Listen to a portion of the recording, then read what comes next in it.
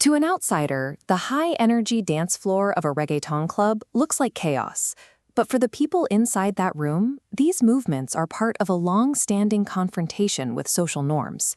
How did a specific, controversial style of dance become a tool for bodily autonomy? The shift reached a boiling point in November 2006. The Puerto Rican duo Wisin and Yandel released their album Los Vaqueros, featuring a track called Pegao. This chart shows radio data from late 2006. Note the surge of Pegao as it overtakes other hits, eventually reaching #1 on tropical airplay and #2 on Latin rhythm. The driving rhythm hides a set of social instructions that turned the Puerto Rican dance floor into a site of intense physical friction. The song is built on highly localized cultural codes.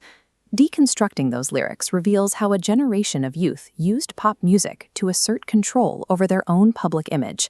The story begins in Puerto Rico.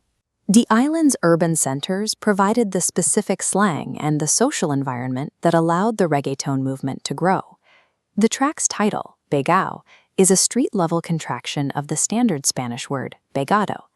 Dropping the middle consonant is a hallmark of the island's localized dialect. While pegado literally means stuck, in the club it describes partners dancing in total physical contact. Wisin and Yandel focus the lyrics on a woman who is guilla. This term describes a specific kind of pride, someone acting with a bold, unapologetic arrogance. They also highlight her mahón bien apretado. Tight jeans were the unofficial uniform for the women in this underground scene. While Wisin and Yandel are singing, the lyrics center on the woman's guille, her projected pride.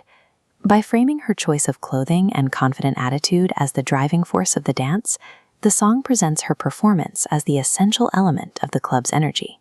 By broadcasting this hyper-local slang to a global audience, Wisin and Yandel validated a subculture that had previously been ignored by the mainstream music industry. The specific style of movement required by the beat of Pegao is known as perreo. The mechanics are blunt. The posture and grinding movements are a deliberate mimicry of mating dogs, which made it an immediate target for social critics. Traditional institutions in Puerto Rico responded with aggressive condemnation. They labeled the dance vulgar and categorized it as a form of public pornography. This reaction functioned as a form of body policing. By labeling the movements indecent, critics attempted to shame women into following more conservative social standards.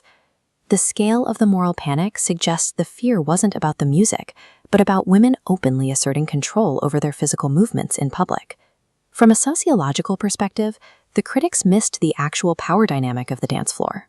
The conflict is about sexual agency, the right to decide how one's body is used and perceived. When a woman chooses to engage in perreo, she is asserting her right to physical enjoyment and reclaiming her body from the expectations of decency. These movements directly challenged the social codes that had long been used to restrict how women could behave in social spaces.